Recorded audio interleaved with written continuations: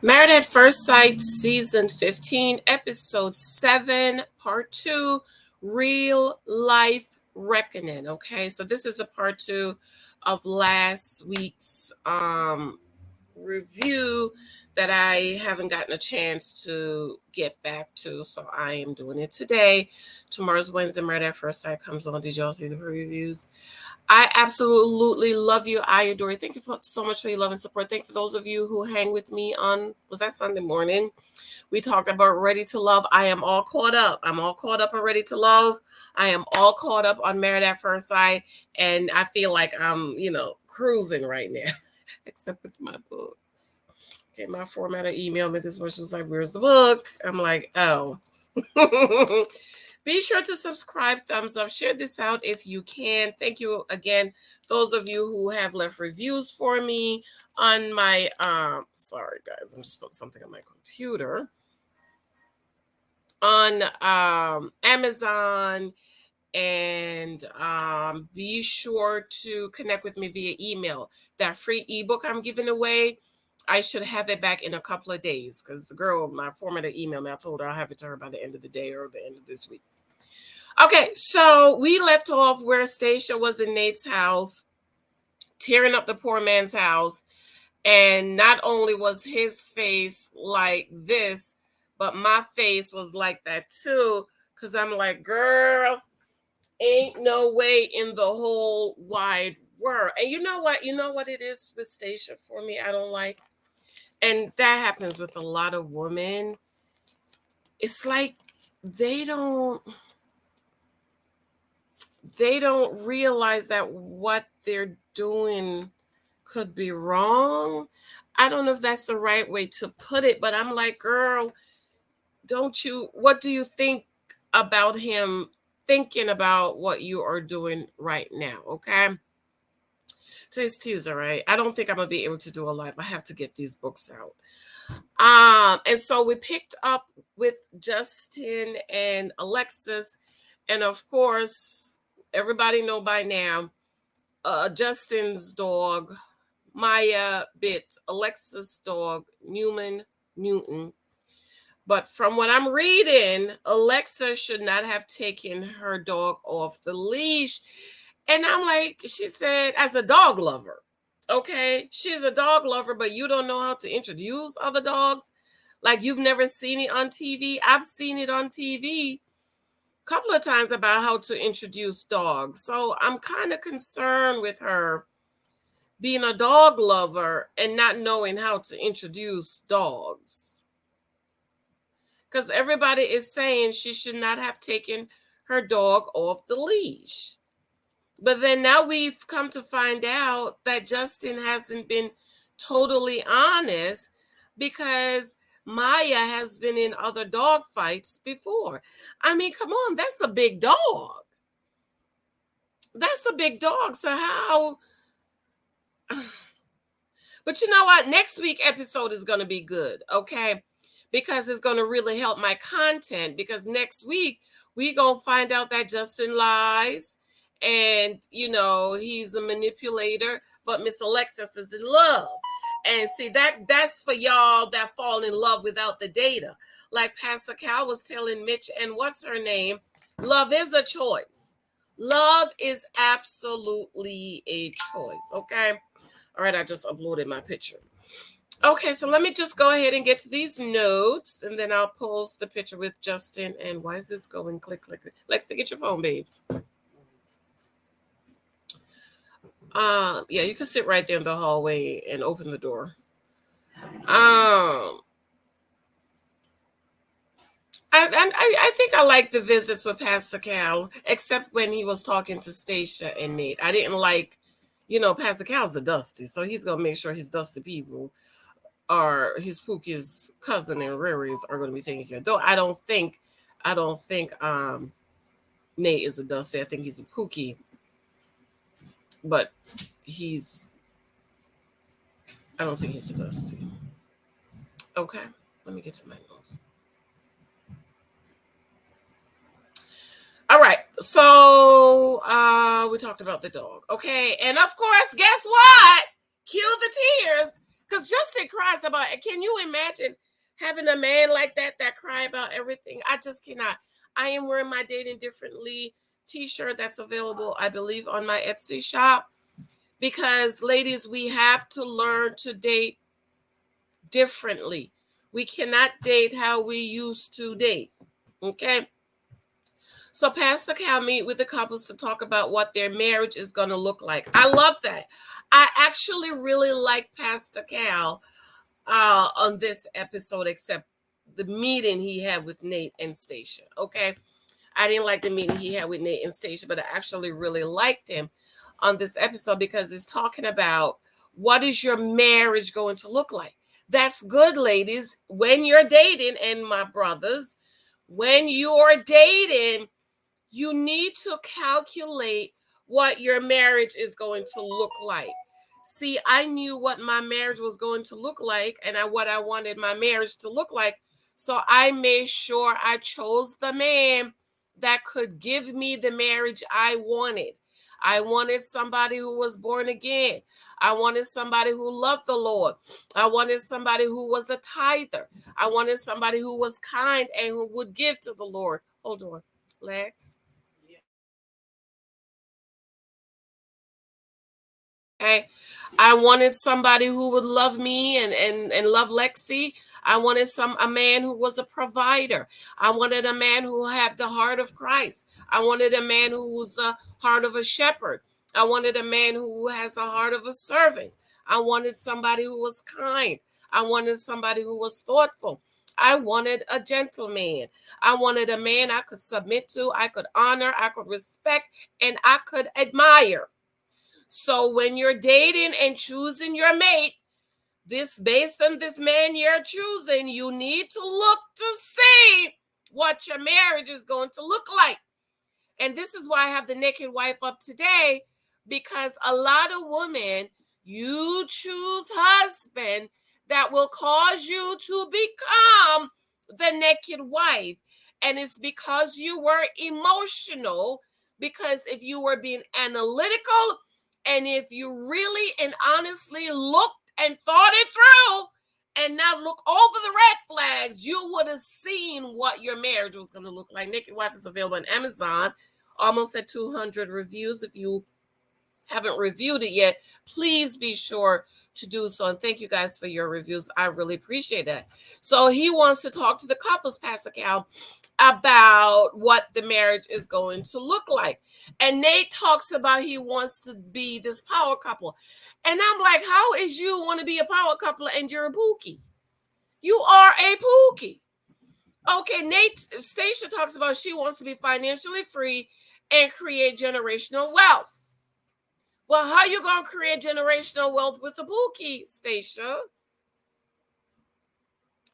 And so they talked about their income. She's fine with his income. She said it's workable. Anytime you hear a woman say that, child, she just make it. She don't like it. She trying to make not hurt your feelings. Okay. He wanted a king and a queen. You a peasant. See, I don't like this thing with black people with a king and queen. Because to me, when you say you're a king and you're a queen, you need to be king status and queen. You're not king and queen because you're black. Okay, you can't be king and queen just because you're a person of color, and that's what black people be. Oh, you're king and queen, but you don't have anything to show for it being king and queen. And so here he goes. Here he go, ladies. He's always talking about he wanted a king and queen that can help each other. Well, you could help Stacia by giving her a baby. That's all she wants, and she'll pay for it. She's willing to pay for the baby. Here he go talking about helping each other, helping each other, helping each other. But the problem is, I'm like, how you don't have anything to help a woman. You're immature, you're childish, you're a little boy, and you're looking for somebody to take care of you. But he found him a mama, passed the cow, made sure he took care of his kinfolk, the Pookie, and hooked him up with a desperate woman who is willing to take care of and provide for him. They talk about the income. This is the first time in Married at First Sight history, because I've been watching Married at First Sight since the beginning, and they have never said how much their income were. We had to do our look up on our own research, and this is how we knew that Dusty was only making $28,000, and Merla was making over $200,000. She makes 415. He claims he makes 150. Now I know a lot of people are iffy on the income. I'm iffy on his income. I don't think he's making $150,000. I have friends, virtual friends who are day traders, and one thing they will tell you, you have to be at this thing for a very, very, very, very long time to make good money. Nate just started this. Another thing with Nate, he doesn't know which direction his life is going in. What did you go? Did you go to school? What did you go to school for? Because if we think back to what he said was, he's basically, he's a get quick rich scammer. That's who Nate is. Because the business he got in with his friends, he got in because they were making, oh, we could make some money. I'm going to try that. Oh, that didn't work. We're going to file for bankruptcy. In 6 months, my credit score was right back to where it was. It could have been 450 something. Okay. Oh, somebody's doing day trading. Oh, I'm going to try that. Let me see if it worked. That's not somebody, ladies, a man like that who doesn't have a stable job. Like, where is your center? What is it do you do? What did you get training for? What did you go to school for? Now, you could have all these side hustles, but what is that one main job or income you have that provides for you? So I don't believe he's making 150, because according to the virtual friends that are in day training, you got to be at this thing for a very long time to make good money. And he hasn't been at it at a very long time. Stacia's income, I could believe she makes 415.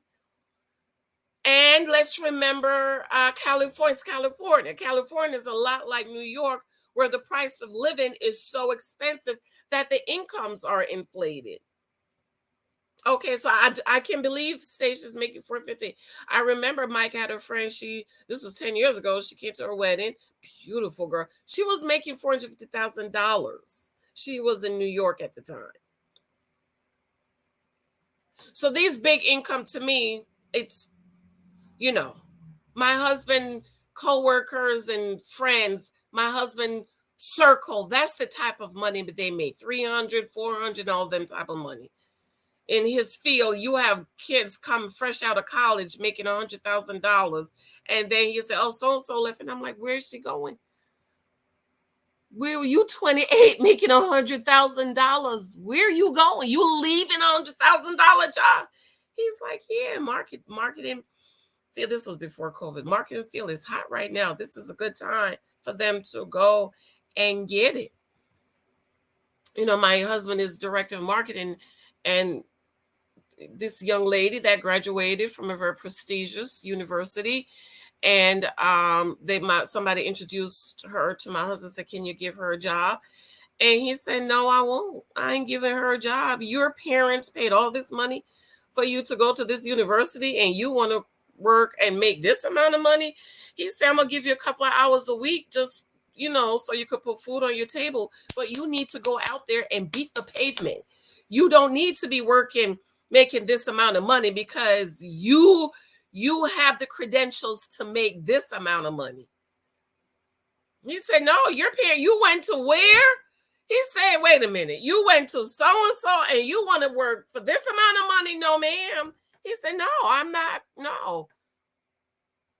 So when you have the credentials, marketable ladies, when somebody is marketable, they have the credentials to go wherever. Nate is not marketable. He's just throwing spaghetti at the wall to make it stick. But Stacia is so desperate for a man and a baby.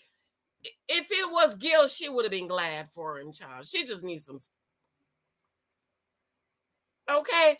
Pastor Cal asks if he's ready to have kids, and he says, "I like kids," but he's not ready. She's pushing them having kids, and she's like, "Well, I make what you make and I double that. So what's wrong? And I'm like, girl, you got to read through the lines. He don't like you like that. He like you just enough for you to take care of him, but he don't want to tie his life to you at least not at this moment to trying to have kids. And Pastor Cal is like, well, she's telling you that y'all is okay. She's like, I got y'all. See, this is what the Dusty wanted with Merla. And Merla was like, no, ma'am, you got to be able to at least carry yourself. And Stacia is saying, well, I'm good. You're good. I'm good. We're good. She's not saying you're not good. And Nate is like, well, I want to make $250,000 first. Personally, I don't see a problem wrong. I don't see anything wrong with that. Even though I feel like he's just giving her excuses, I think he gonna stay with her long enough, to get on his feet. But he's not trying to have no baby. Plus, he's 34. Men are having kids later when they are more established. And I actually agree with Nate that if he wants to make this amount of money, I think he should work and focus on making that money. And like he says, I want to be 1,000, be able to provide for my child or children 1,000%. If school closed, whatever. She's like, I got it. I can pay for it. You ain't got to worry about it. Just give me the baby. I'll pay for it. He's like, no, this is why I said I didn't think Nate was a Dusty. He's a Pookie. There's a difference. Pookies will ride on your coattail until they get to where they need to, and then they get off. Okay, Dusty's like the Dusty want to make people think he got what you have, and he want to run what you run and control what you control. But Pookies will ride your coattail, like the scrub. And I'm puzzled that as smart as Stacia is, that she's so stupid that she's not picking up that this man, he's not ready to have no kids with you. He's thinking kids in a few years. He wants to increase his income by 100,000. He has the job that he can, I guess, say if I work this amount, I can earn this much. Now the market's been bad in the last year or two. Okay, all my virtual friend day traders and investors are crying. I don't even watch their channels anymore because I'm like, Lord Jesus, they made me nervous, so I had to stop watching them. Okay, but I totally agree with Nate about wanting to get to a certain place in his career or in his income capabilities to be able to provide. See, Nate, he wants to be praised for being a provider. He's going to leave Stacia and go back and pick up Megan. Stacia is missing the whole point. She is saying, well, I got us. I can pay for us. I can do that for us. And he's like, nah, I want to be able to do that for my children. I just want to ride your coattail until I get there. I want to come live in your house and you gonna pay all these bills and take care of us until I really get established. But I'm not trying to have no babies with you. That's what he's saying. But Stacia's so desperate, he's not seeing it. Okay. And I said, see, Pastor Cal is a Dusty. And I said, Nate he's right. He is right. He wants to get to a certain place in his finances before he has a child. As a man, there are certain goals you want to meet before being a dad. It is. My husband wanted to get established. He wanted to get a house. He wanted to have some money saved up so he can take care of his wife and kids. I had to take a leave because I had to take care of some business for my daughter. And I talked to my husband this morning. My husband's on the road. And he said, go ahead and take another month. He told me, he said, go ahead and take another month. I was like, nah, I got to get back there. The holidays are coming. And people are going on vacation and blah blah blah. And so I want to make sure, because I took a leave, I want to make sure I'm back in the office so the other people who have vacations coming up can go ahead and take their vacation. Then I have another vacation. I have 2 weeks of vacation. I think in October I might change it. Let somebody take October or something. Okay, but when a man is being a provider, you can relax as a woman, as a wife. You can relax more. You're not stressing about, oh, I need to go back to work so I can pay these bills. I got to go to work. No, no. Okay, but Nate is saying, no, I want to be able to provide. I'm not there yet, but I'm willing to ride your coattail. They claim they haven't had sex. I don't believe it. It's a lie. It's a lie. I don't believe they haven't done the done. You can't tell me they didn't do it after that. I don't believe nothing she says, okay? They claim they haven't had it, but she do other things, as in I suck the lollipop.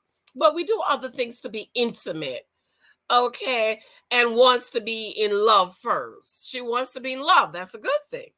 Okay, sex for her in the past was pretty transitional. It usually is for women like Stacia's transition. If you stay with me, I can have sex with you. Mhm. She wants to own everything. She wants to know everything. She wants to know what he's been through. Tell me about your mama and how does it make you feel? And I'm screaming at the TV like, girl, he don't know you like that.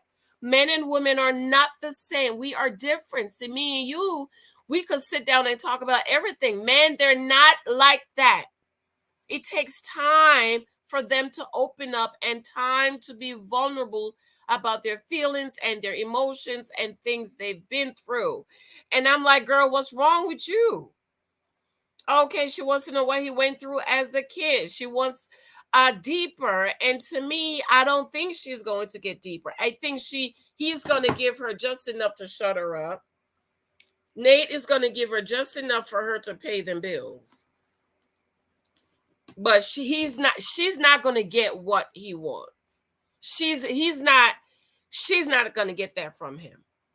Okay, she can get that from somebody who he can be vulnerable with, who he's being king to. Okay, because Stacia's the king. To me, Stacia is way too pushy and she's mommying him.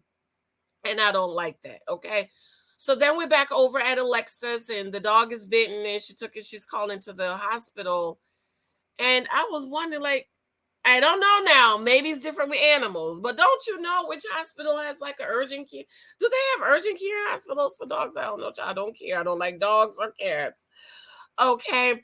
And Maya's going away for 2 weeks training, and apparently, Alexis wants him to give up the dog. We at Miguel and Lindy, and he brings her flowers. I thought that was cute. I loved her pink outfit she had on. Lindy can't cook, child. I mean, I don't understand. You want to get married, but you can't cook. I know some people don't necessarily like to cook, but you know how I feel over here. Make an effort, to learn to at least cook one or two meals.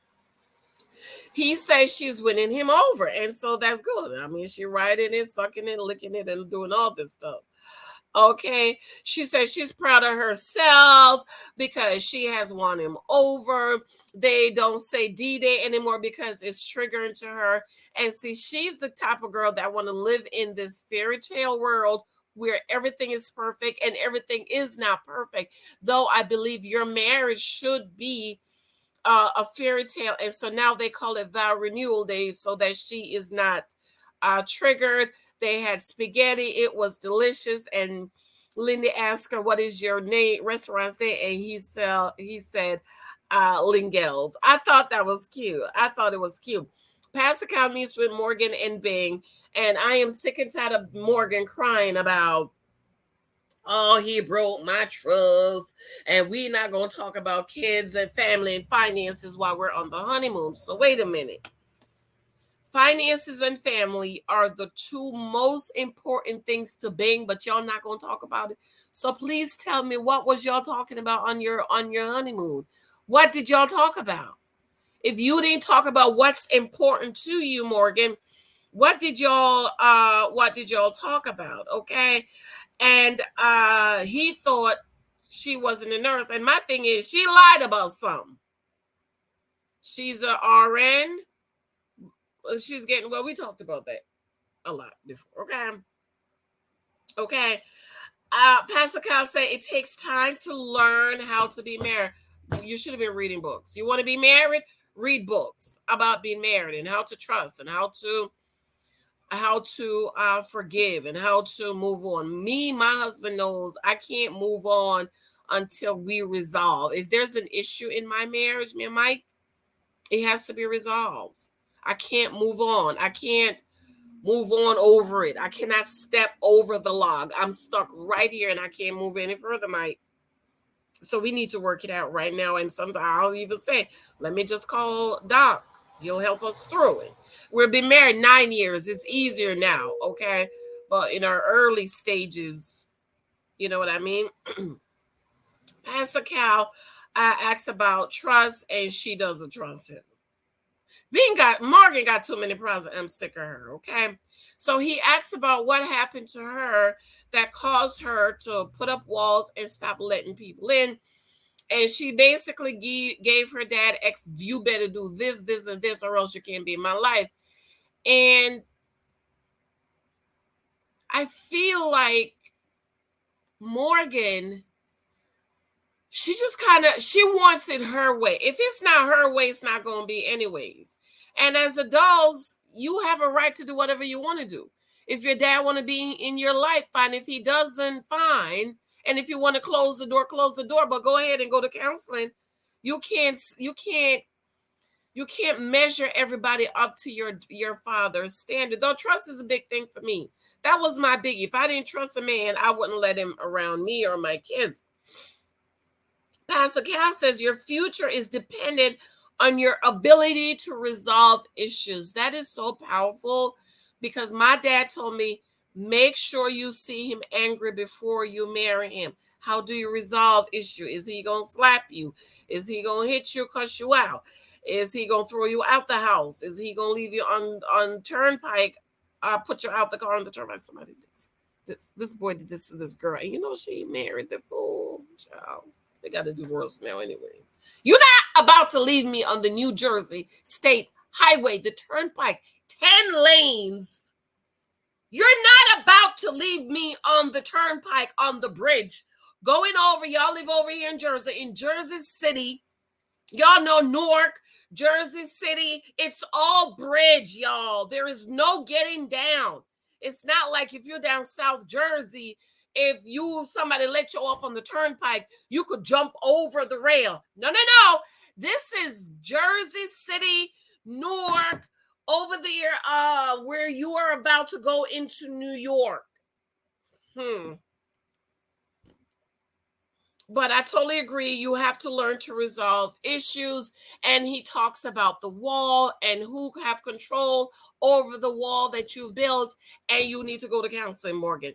We're back to Stacia and Nate, and she's harassing him about details and feelings and stuff. And he was like, I don't know my mom. I have no emotional attachment to my mom.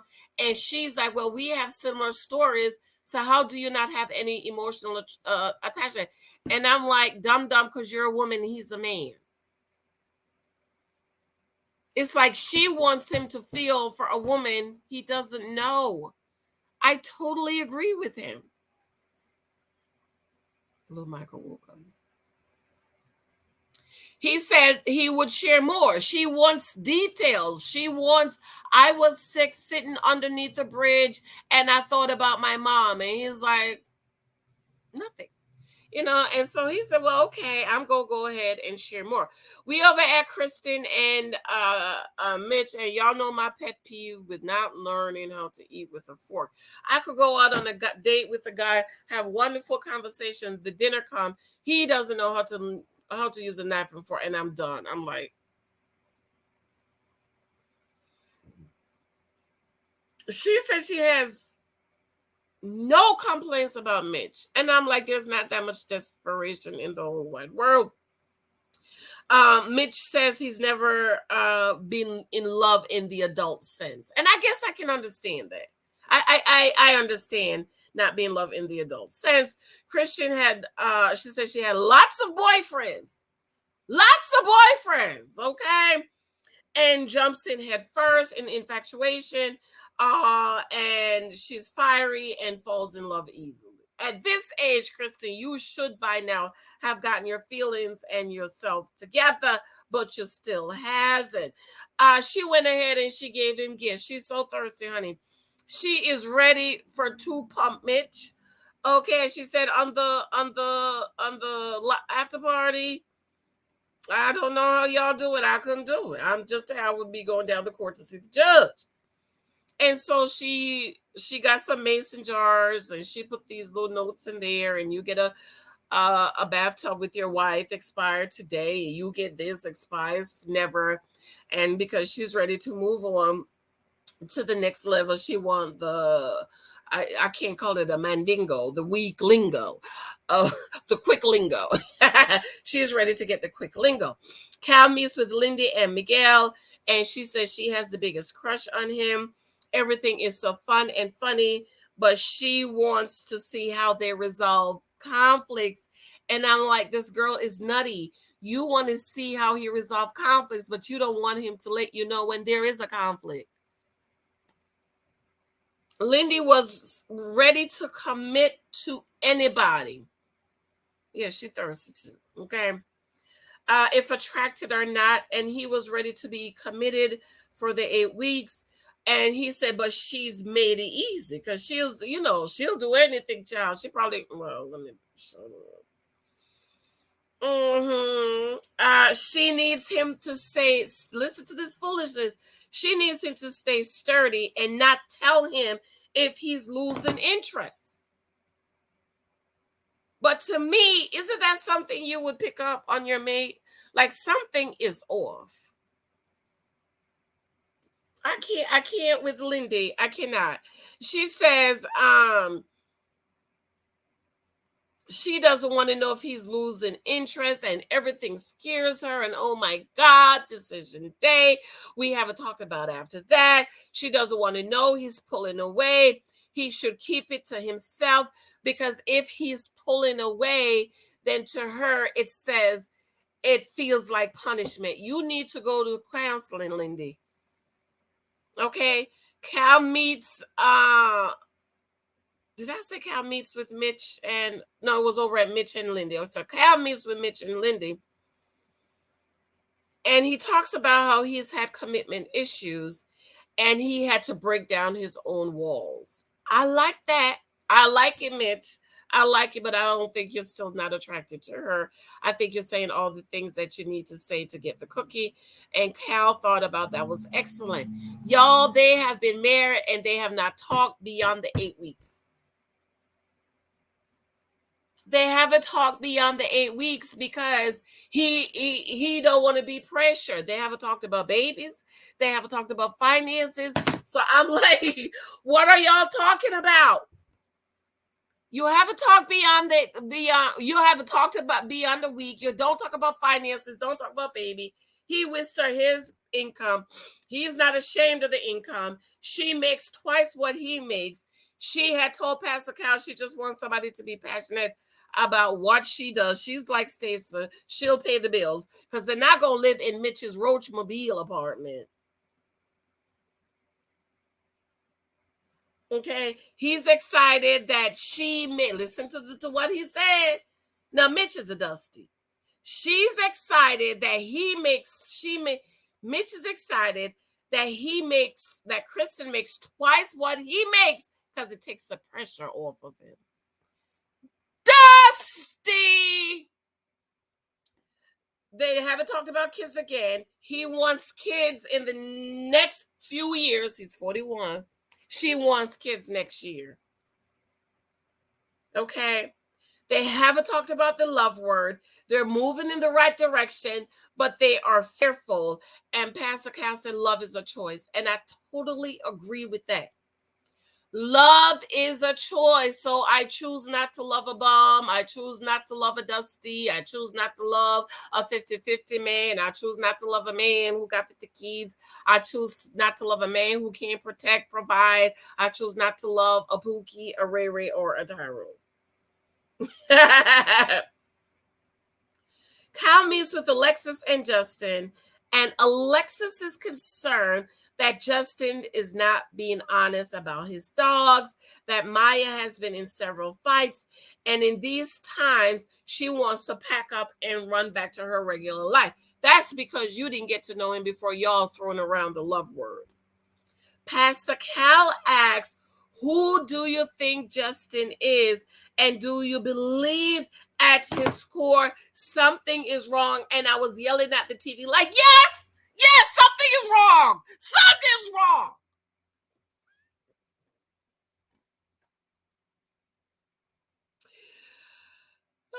At his core, do you think something wrong? And guess what? Cue the tears, because Justin started to cry, and he feels like a crappy owner. Like the first time he overlooked it, but the second time, other dogs were bothering him. That's just like a big old bully. It's like somebody was bothering me. Okay. Pastor Cal says it's a marital test. I absolutely love that. Even if it hurts her feeling, she wants him to overshare. Even if it hurts his feeling, he needs her to give him another chance with Maya. And she thought the decision was made that if Maya's not fixed, she's going to give him away. And he's like, it's easier to say I'm gonna give him away than I'm gonna do it. I agree with him. I wouldn't give away my dog too. We would just couldn't be together. But I'm not about to give away my dog. I'm not a dog or cat lover. I'm allergic. Saying dog made me start itching. Look, I'm itching. Okay. But he's had that dog since he's a baby. He's not about to give that dog away. And she thought he had already decided he was going to give the dog away.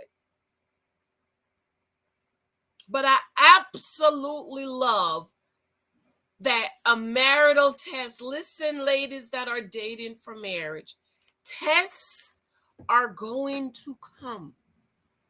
This is why choosing your husband is necessary. You need to think it through. You need to not overlook the red flags. You need to write it down. You need to be honest with yourself.